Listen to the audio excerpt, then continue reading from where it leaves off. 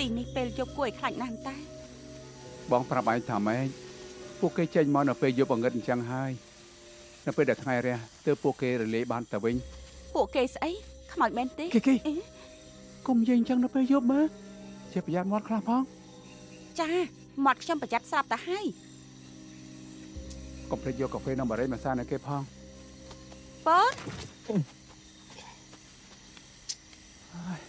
សាំណា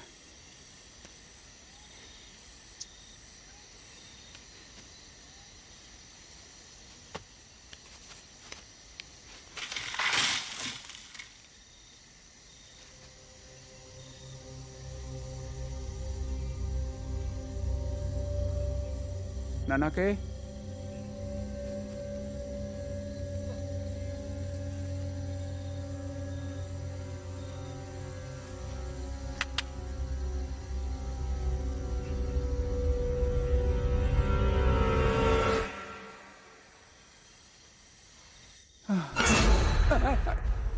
គេស្គត់យ៉ាងម៉េចគេមិនឲ្យជេរគ្នាក្នុងព្រៃទេនេះជាដំណំមិញបងបានឃើញអីគ្មានទេបើអញ្ចឹងឲ្យឆាប់ឡើងមាត់កឲ្យប្រយ័ត្នផងមិនបានជាឯងមិនខត់ពួកវាទៅអាឡងងហើយពួកវាទៅដល់ទីនោះមុនយើងឯងនឹងងប់មិនខានទេអីថាម៉េចហ៎ហាជី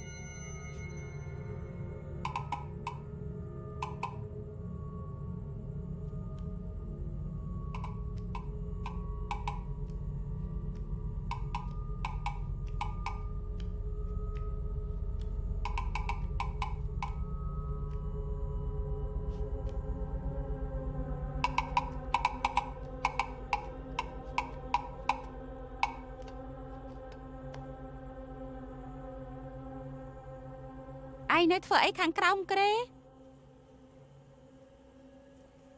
ឯងជាអ្នកលេងរបស់ខ្ញុំកាលពីម្សិលមិញនេះមែនទេមិនអីទេខ្ញុំមិនខឹងឯងឡើយចេញមកលេងជាមួយគ្នា